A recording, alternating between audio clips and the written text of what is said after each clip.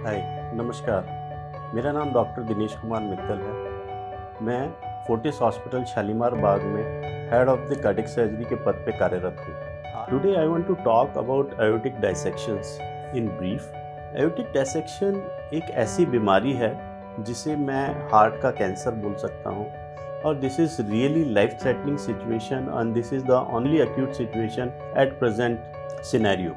Acute dissection वाला जो patient होता है जनरली हमें हार्ट अटैक की तरह प्रेजेंट करता है, और जब भी हमारे इमरजेंसी में आता है उसको डिटेक्ट करना और हार्ट अटैक से उसको आइडेंटिफाई करना या डिफरेंशिएट करना थोड़ा सा मुश्किल काम है। बट कोई भी स्किल्ड कार्डियोलॉजिस्ट और कार्डियक सर्जन इसको डिफरेंशिएट कर पाता है इको करने के बाद में, ईसीजी देखने के बाद में, और इसके बाद में सीटी एंजियोग्राफी के द्वारा हम इसको डिफरेंशिएट कर पाते हैं। एओर्टिक डायसेक्शन क्या होता है? जो हमारा एओर्टा होता है वो हमारे शरीर की सबसे बड़ी आर्टरी है जो पूरे शरीर में ब्लड सप्लाई करती है, ऑक्सीनेटेड ब्लड देती है। ये जो एओर्टा होता है ये 1 मिनट में करीब 72 टाइम्स इसको धड़कना पड़ता है, तो इसलिए it has to be very strong. इसी वजह से इसमें 3 लेयर्स होती हैं, और जब ये 3 लेयर्स फट जाती हैं या सेपरेट हो जाती हैं उस बीमारी को हम एओर्टिक डायसेक्शन बोलते हैं। एओर्टिक डायसेक्शन में कई तरह के टाइप्स होते हैं, और कई बार ये एओर्टिक डायसेक्शन असेंडिंग एओर्टा जो शुरुआती एओर्टा का पार्ट है उससे लेके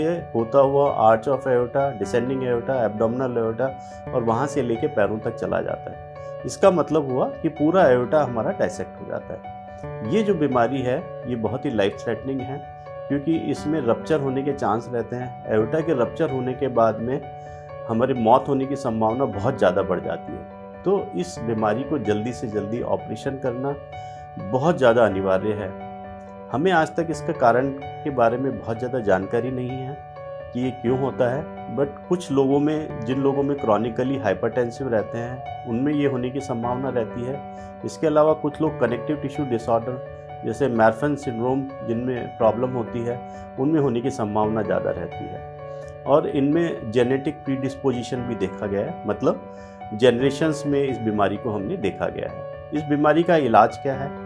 जैसे ही हॉस्पिटल पहुंचते हैं सबसे पहले हम सीटी एओर्टोग्राम करके पहले इसका डायग्नोसिस एस्टेब्लिश करते हैं, and once we establish the diagnosis उसके बाद में हम वो एओर्टा जो डिजीज़ एओर्टा है जिसमें लेयर सेपरेट हो गई हैं उसको, और अमूमन उसके साथ में एओर्टिक वाल्व को भी चेंज करते हैं।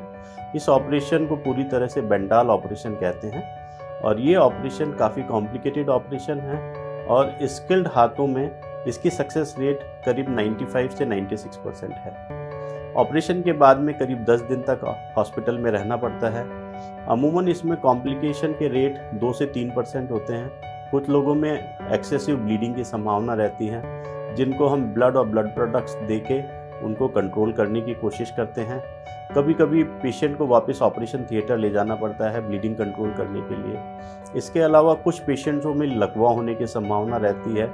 अगर ये फटे हुए जो आर्टरीज़ हैं ये अगर ब्रेन की आर्टरीज़ में एक्सटेंड हो रही हैं तो उनमें लकवा होने की संभावना ज़्यादा रहती है।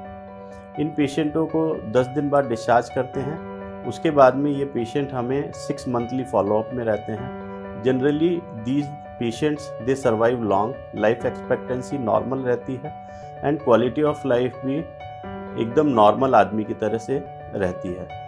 धन्यवाद।